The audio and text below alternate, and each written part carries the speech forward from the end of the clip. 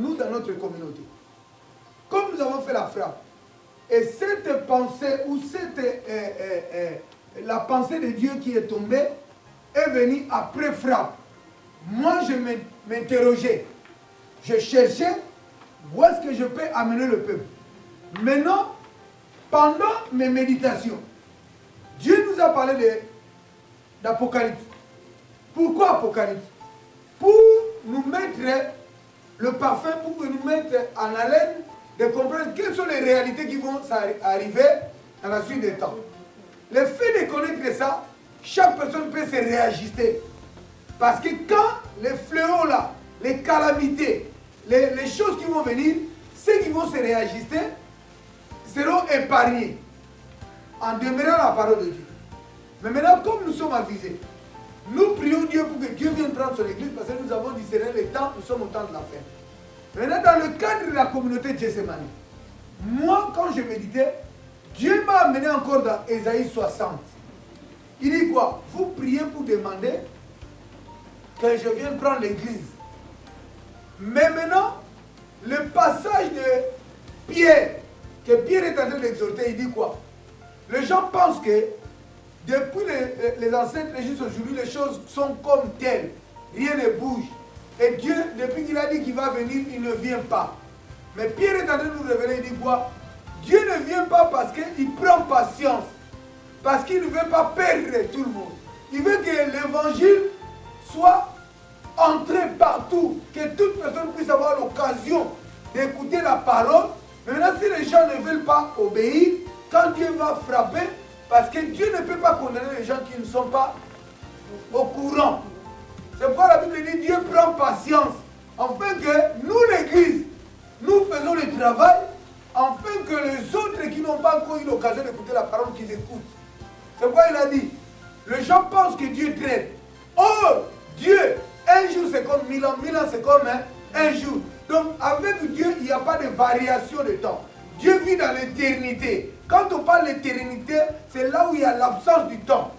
Il n'y a pas la notion du temps. Nous sommes temporaires. Nous comptons le temps après l'heure. Tu vas voir, les gens vont commencer à voir l'heure parce qu'ils ont des programmes et tout ça. Mais Dieu, un jour c'est comme 1000 ans parce qu'il est dans l'éternité. Là-bas, on ne regarde pas l'heure, là-bas, non. Donc c'est ça, maintenant, sur base de cela, Dieu m'a amené sur Ésaïe 60. Pour dire quoi?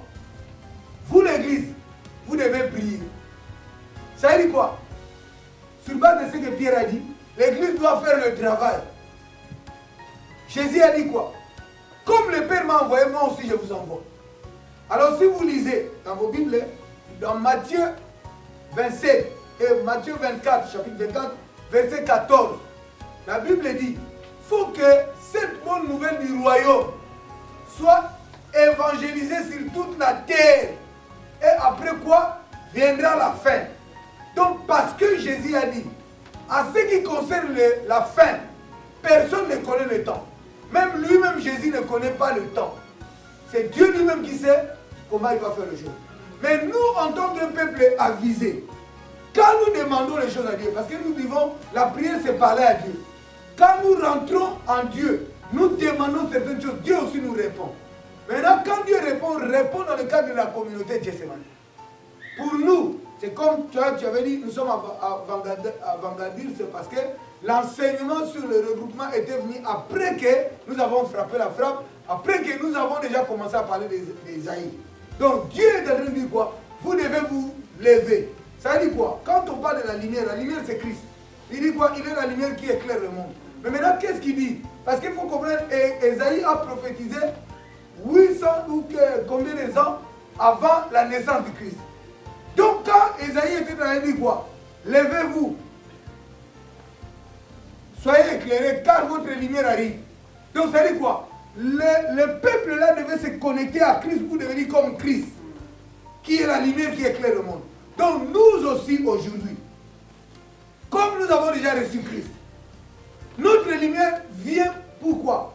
Pour que nous puissions accomplir et faire l'œuvre que Christ voulait faire. Nous sommes la continuation du Christ. Donc maintenant nous devons nous lever pour prier. Prier c'est quoi? C'est mettre à l'œuvre, travailler travaillons, plus les valeurs, les composants, la ressemblance, le caractère de Christ sera communiqué, les gens vont voir en nous. Donc notre lumière, c'est ce que je viens de dire ici, nous devons réellement prendre conscience pour vivre avec les valeurs ou les fruits de l'esprit. Parce que nous devons maintenant nous débarrasser de certaines choses. Dieu vient nous dire quoi? Lève-toi, sois éclairé. Donc si je comprends bien, c'est comme si l'Église devient attentiste pour dire que nous ne pouvons rien faire, nous attendons seulement Dieu vient. C'est comme les gens disent, il y a trop de problèmes, Jésus vient nous prendre seulement. Or, nous devons comprendre que nous, l'Église, nous avons une mission. Ça veut dire quoi? La mission que nous avons, c'est ce que j'ai dit. La Bible dit quoi? La Bible dit, Dieu se laissera trouver par ceux qui le recherchent de tout cœur. Donc le problème c'est quoi? Quand tu recherches Dieu, tu te bats dans la méditation, dans la prière, dans tout ça là. Lui aussi vient. C'est comme si, quand tu cherches Dieu, tu le recherches, non? Dieu est là aussi, Dieu aussi vient. Vous comprenez? Donc c'est que toi tu ne le vois pas, mais lui il te voit. Vous comprenez? Tu le recherches, lui il voit, et lui il s'approche petit à petit. Petit à petit, je sais que vous allez vous rencontrer. C'est là où on dit le lieu de rencontre, c'est le moyen. Donc c'est que vous vous rencontrez avec Dieu. Donc la seule chose que, quand nous nous levons, nous nous éclairons, c'est comme si, lève-toi, sois éclairé. Moi j'aime bien donner des illustrations. C'est comme si une personne qui était par terre, dans la poussière, quand il lève-toi, sois éclairé. C'est comme si tu te lèves, tu commences à t'essuyer. Tu vois? Tu t'essuies pourquoi? Pour que tu sois bien présenté, bien propre. Donc nous, l'Église aussi, nous devons comprendre les choses de Dieu. Parce que les choses de Dieu sont spirituelles. Il faut réellement comprendre le langage de Dieu. Rentrer dans la pensée de Dieu pour soutirer et amener ça à la réalité. Sinon, on va dire des choses que les gens ne comprendront pas. Mais il faut que les gens comprennent. Donc nous, lever, c'est quoi? C'est déjà prendre une décision. Prendre une décision que non, j'ai compris, comme tout à l'heure on a parlé, les œuvres de la chair et les fruits de l'esprit. Qu'est-ce qu'il va comprendre? Comme on a parlé, si quelqu'un prend conscience, maintenant il va commencer à prier à Dieu. Il va dire, Seigneur, aide-moi pour cette dimension. Je veux que ça puisse s'accomplir dans ma vie. Et plus il fait des efforts aussi, plus il se bat, et il pourra voir ce que... Parce que tout ce que Dieu nous demande, ou tout ce que Dieu veut, il a disposé ça pour nous. Donc c'est comme si la lumière est déjà disposée. Quand il dit que la lumière arrive, donc la lumière déjà est en route. Mais maintenant, nous aussi, nous devons nous lever pour aller rencontrer cette lumière. Vous avez vu le père là où on parle de l'enfant prodigue qui était parti. Et l'enfant là, quand il venait, avant qu'il arrive chez son père tous les jours regardait. Et la Bible dit quand le père a vu son enfant, il était descendu, il courait. Donc il s'est levé. Pourquoi l'enfant venait? Donc pour nous, la lumière est disposée. La lumière est disposée, comme je vous donne l'exemple toujours, les portes qui sont digicodées. Donc les portes là sont préouvertes, mais à condition qu'ils fassent des combinés exacts. Si dans la porte d'entrée de l'immeuble, ça te demande de faire 19, 19, 19, tu dois arriver à faire 19, 19. Si tu ne fais pas 19, 19, tu n'entreras pas. Mais or la porte là, c'est pas que la porte te refuse. La porte accepte seulement que tu lui donnes ce que lui veut avoir. Il faut lui donner 19, 19 et lui il va t'ouvrir la porte. Donc c'est le principe que nous devons comprendre pour bien fonctionner dans le monde et être en accord avec lui. C'est des choses que nous devons d'abord éduquer notre cœur et notre manière de comprendre les choses. Parce que si nous ne l'éduquons pas, nous aurons des problèmes, pas pour les autres, nous-mêmes nous aurons des problèmes. Nous servirons Dieu mal. Parce que nous servirons Dieu dans nos pensées et qui ne sont pas la pensée de Dieu. Donc ça c'est très important. Donc l'objectif de ce qui est là, Dieu veut que nous puissions réellement, nous qui sommes là, chaque personne qui est enfant de Dieu doit comprendre que j'ai reçu gratuitement, il faut que je donne gratuitement.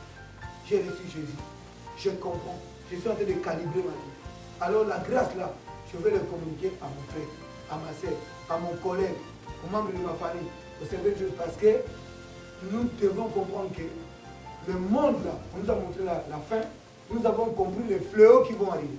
Donc pour que les choses là n'arrivent pas, si nous disons nous aimons nos frères, nos amis et tout ça, la seule chose, la plus belle chose qu'on leur donne, c'est Christ. Si tu aimes, parce que vous allez voir, Jean Il était Jean et qui ont guéri le paralytique qui était devant la porte. Et Pierre. Le paralytique là était devant la porte. Lui, il demandait que les gens lui donnent l'argent parce qu'il n'a pas la force d'aller travailler. Lui, il demandait toujours pour que les gens lui donnent quelque chose. Et ce jour-là, lui, il pensait que les gens qui vont passer là, qui vont le donner. Mais ceux qui l'ont donné, c'est que les autres ne l'ont pas donné. Parce que ce que le paralytique là recevait, c'est ce qu'il avait l'habitude. Et c'est comme si c'était la routine. Les matins, je ne sais pas s'il négocie avec quelqu'un pour qu'il l'amène là. Et quand il est là, lui, il fait quoi? Il demande le soir, avec la personne qui l'a amené, ils vont faire les comptes. Il dit, moi, donne-moi aussi ma part, sinon demain je t'amènerai. Donc lui aussi, c'est devenu un business. Mais le jour-là, Jean et Pierre passaient, lui, il a aussi demandé, il dit, c'est que nous voulons te donner. Parce que nous n'avons ni or ni argent. Mais nous avons quelque chose de plus précieux. C'est ce que je veux que tous les membres de la communauté donnent aux autres. Il dit, ce que nous voulons te donner, au nom de Jésus, lève-toi et marche. Et c'est ce que je veux que tout le monde dans la communauté marche. Tout le monde se lève. Et nous puissions faire marcher les autres. Vous avez reçu gratuitement, il faut donner gratuitement. Communiquez la grâce de Dieu. Parce que si vous avez Dieu, même si vous n'avez pas les choses de la terre, du monde, mais la vie éternelle est garantie.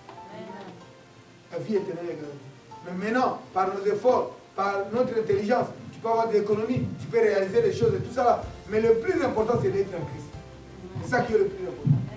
Donc c'est pourquoi je veux que là où nous allons, tous les saints de la communauté, chaque personne dans la communauté, parce que chaque personne est capable, chaque personne peut exhorter, chaque personne peut encourager. Le WhatsApp, comme on voit, il y a un gars qui travaillait chez le monsieur. Le monsieur voulait le payer. Il nettoyait la voiture et tout ça. Le monsieur est venu, il dit, j'ai à cœur de bénir une personne parce que la personne là pleure beaucoup. Mais j'ai envie de lui donner même 1 million. Le gars a dit, ah, tu peux lui donner comme ça? Il dit oui, mais je veux même 5 millions. Le gars a dit non, donne-lui seulement 50 000. Donne-lui seulement 50 000. Maintenant, le gars aussi, et le gars dit, donne-lui seulement 50 000. Pourquoi tu vas lui donner des millions, des millions, des millions? Donc, le gars, il disait, comme il pensait que c'était quelqu'un d'autre, il refuse qu'on le bénisse. Et le patron a dit, bon voilà, comme c'est 50, la personne là que je pensais c'était toi. Maintenant je te donne que... Le gars a dit, ah, moi je disais pour lui, mais pourquoi j'ai encore trop de problèmes? Ah, la nature charnelle. Tu vois, tu es en train de punir l'autre. Mais l'autre là c'est toi. C'est bon, la Bible, il n'y a que la vérité dans la parole. Il dit, si que tu veux qu'on fasse pour toi, fais-le pour les autres. Si la personne est bénie, 5 000, ce n'est pas ton argent. Ce n'est pas ton argent. C'est pourquoi des fois nous mettons des crocs à jambes aux autres. Mais les autres, nous sommes aussi les autres. Ce jour-là, lui, il était l'autre. On a dit, bon, comme toi, tu bloquais l'autre là, c'est toi. On comprend. Donc, pour dire quoi, il n'y a que la parole qui peut nous aider pour que nous puissions vivre bien, en harmonie avec Dieu et avec nous. Donc, voilà un peu. Donc, revenons à ce que nous disons, ça c'était une parenthèse parce que moi-même je me suis bloqué en voulant bloquer les autres, je me suis bloqué. Voilà. Donc voilà, nous voulons vraiment un enseignement dans le cadre de l'avancement et de l'accomplissement des buts de Dieu sur la terre. Nous, Gethsemane Centre Percé Reflet, Dieu veut que nous jouons pleinement notre position ou partition pour l'harmonisation et l'activation de retour de notre Seigneur Jésus-Christ. Quand nous sommes en train de prier, nous faisons la frappe, c'est pour que Christ revienne, non? Mais or, nous, dans le cadre de la communauté, comme je dis, dans le cadre de l'avancement des buts de Dieu, et de l'accomplissement de la volonté de Dieu sur la terre, on peut le dire comme ça. Nous, la communauté, Dieu veut que nous jouons pleinement notre rôle. notre partition. Donc ça veut dire que nous, en tant que communauté Gethsemane, Dieu ne nous a pas unis ici pour faire la figuration, rester ici. Mais nous devons jouer pleinement notre rôle, notre partition. On comprend? Nous devons faire notre part. On comprend? Pour l'harmonisation et l'activation du retour du Christ. Qu'est-ce que nous avons compris par là? Parce que Christ est le seul modèle qui est descendu du ciel pour nous livrer la vraie identité et la nature et la ressemblance de Dieu. Donc, au travers de Christ, Christ est le modèle. En Christ, nous voyons la nature de Dieu. Nous voyons la ressemblance de Dieu parce que toutes ces activités, il ne faisait pas parce que lui, il faisait selon la volonté de Dieu. Et nous aussi, la communauté Gethsemane, tous membres de la communauté, le fait que tu sois là, le fait que tu sois dans cet environnement, la grâce de la maison te propulse. Donc tu dois avoir la culture et la manière que Dieu veut voir les gens opérer ici. Alors maintenant, c'est quoi? Cette posture-là, si moi je l'ai, toi tu l'as, tout le monde a. Donc cette posture que Dieu nous demande, pourquoi nous demande? Et pour que nous nous unissions, donc que nous unissions notre responsabilité. Donc nous assumons, pardon, que nous assumions notre responsabilité. Ça veut dire quoi? Dieu veut que nous puissions avoir cette posture pour que nous assumions notre responsabilité. Parce que Dieu nous a donné une responsabilité, nous devons l'assumer, nous devons l'accomplir, nous devons jouer notre partition, nous devons faire la volonté de Dieu. On comprend? Pour que nous puissions, que nous assumions notre responsabilité, parce qu'en assumant, quand nous sommes en train de faire notre responsabilité, cela permettra aussi à Dieu de faire sa part. Il y a la part de l'homme, il y a la part de Dieu. Et nous, en tant que communauté, nous voulons faire ce que Dieu nous a demandé de faire. Après, Dieu fera ce que lui veut faire pour nous. C'est pourquoi Jésus a dit, dans Matthieu 6, chapitre 30, verset 33, il a dit, cherchez premièrement le royaume et la justice, et le reste vous sera donné par-dessus tout. Donc, ça veut dire quoi? Quand nous les hommes, nous commençons à faire ce que Dieu veut, Dieu de son côté aussi fera ce que nous voulons, ce que nous avons besoin. Parce que dans ce passage-là de Matthieu 33, la Bible dit, c'est Jésus qui parle, il dit quoi? Les oiseaux du ciel ne sèment ni ne moissonnent. Vous valez plus que eux. Donc nos besoins, Dieu les connaît. Mais avant que Dieu accomplisse nos besoins, Dieu veut que nous puissions faire d'abord sa volonté. Nous devons d'abord l'honorer. L'image que nous pouvons avoir par rapport à ça, c'est quoi? Vous allez voir que dans la Bible, il y avait famine. Dieu, Élie, après avoir défié les prophètes de Baal, il est allé se cacher dans le torrent de Kérit. Il est allé se cacher là-bas et le corbeau que lui alimentait.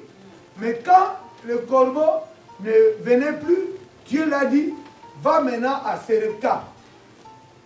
Moi, je vais t'envoyer chez une femme, c'est là où tu seras nourri. Il est parti sous la recommandation de Dieu. Arrivé à Serepta parce qu'il y avait famine. Et là, il rentre dans la ville, il voit la femme, là où Dieu l'a envoyé. La femme l'a cherché des morceaux de bois pour qu'il aille à la maison préparer un gâteau pour que lui et l'enfant, parce qu'il lui restait seulement une poignée de farine. Au même moment, Élie est arrivé pour dire à la femme, femme, Dieu m'a envoyé chez toi pour que tu me nourrisses. La femme a dit, ah, Dieu aussi. Dieu sait que moi, il me reste seulement une poignée, non? Il dit quoi? Dieu t'a envoyé, mais moi, ce qui me reste seulement une poignée de farine. C'est pourquoi je suis venu prendre le bois pour que je puisse aller préparer. Si on mange ça, moi et mon enfant, nous mourrons. Mais maintenant, qu'est-ce que nous identifions derrière? Il y a deux choses que nous devons structurer. La première des choses, une poignée, c'est le 1/10. La femme a mangé tout le 9. Il restait le 1/10 qui appartient à Dieu. Le 1/10, c'est toujours la part de Dieu.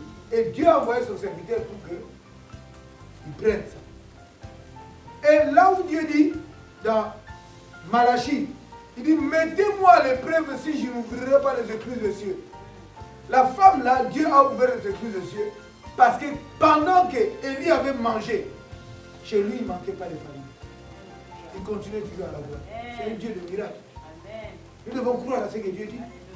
Donc, ça dit quoi? Ça, dans cette histoire, ça nous apprend aussi de savoir honorer Dieu par la dîme, parce que qui est la partie de Dieu. Mais ça n'est pas un problème, je ne vais pas marteler là-dessus, mais je vais juste vous montrer que pendant que la femme pensait qu'il lui restait seulement ça pour qu'il puisse mourir, mais Dieu a dit, donne à mon serviteur, moi j'ouvrirai les écluses des cieux, et la femme n'a manqué de rien. Et dans cette histoire, vous verrez aussi, il y a une femme qui avait aussi de l'huile, il manquait de rien, il mettait des vases. Dieu est capable. C'est pour dire quoi? Quand tu manges, le 1/10 de Dieu, tu mourras. Mais quand tu donnes à Dieu, Dieu ouvre les écluses. Dieu a dit, mettez-moi à l'épreuve. Mais si Dieu nous dit, mettez-moi à l'épreuve, qu'est-ce qui nous manque de nous mettre à l'épreuve? Non, c'est juste comment nous comprenons. Donc, juste ça là, c'était une petite parenthèse pour dire quoi? Quand nous sommes en train de faire la volonté de Dieu, Dieu ne reste pas inerte. Dieu aussi agit. C'est pourquoi Jésus a dit, mon Père agit, moi aussi, j'agis. C'est ce que je fais que dans la communauté, nous devons agir. Nous devons réellement chercher à savoir qu'est-ce que nous sommes pour Dieu. Pourquoi nous sommes dans cette communauté? Nous ne venons pas ici pour nous sentir bien, pour dire que voilà, non. Nous sommes ici pour que nous puissions nous identifier, connaître notre identité et qu'est-ce que Dieu attend de nous. Quand nous allons jouer notre partition, Dieu jouera aussi sa partition. Amen. Et le deux là, ça va amener l'harmonisation, l'harmonie, la cohésion. Et ça va nous ouvrir des portes. Amen. Parce qu'il a dit quoi? Cherchez premièrement le royaume et la justice. Et le reste vous sera donné par-dessus tout. Donc quand vous faites la volonté de Dieu, Dieu viendra accomplir les choses. Ça c'est la seule chose. C'est pourquoi je vous dis, ne vous lassez pas de servir Dieu. Parce que nous, dans le champ de Dieu, c'est là où les gens n'ont pas la force. Les gens ne se battent pas. On ne peut pas forcer les gens, mais les gens doivent avoir le déclic, doivent comprendre que, avant toute chose, c'est Dieu. Mais nous mettons Dieu en arrière, nous privilégions certaines choses. Et le monde nous gère. Même les enfants de Dieu, le monde nous gère. Nous n'arrivons pas à démarquer. Mais moi, je veux que chaque personne puisse comprendre aujourd'hui que je suis d'abord de Dieu et les choses de Dieu. Quand tu te positionnes, tu honores Dieu, Dieu t'honorera. La Bible dit de la même mesure vous mesurez, de la même mesure vous mesurez. Si tu veux que les choses changent, toi aussi change. Si vous ne voulez pas que ça change, pourquoi vous cherchez à changer? Restez comme ça. Ne plaignez pas, ne pleurez pas. Mais si on veut, Dieu a dit clairement, mettez-moi à l'épreuve. Et c'est à nous de le mettre à l'épreuve. Donc voilà le cadre où nous sommes aujourd'hui. J'ai voulu vraiment qu'on puisse en parler pour que tout le monde puisse comprendre et que l'engagement de tout un chacun. C'est là où ce que je fais ma part. Si je ne le fais pas bien, Dieu me demandera des comptes. Si je le fais bien, chacun de nous rendra des comptes aussi. Donc c'est à nous de comprendre et de démarquer. De comprendre que je dois servir. Je dois être servi.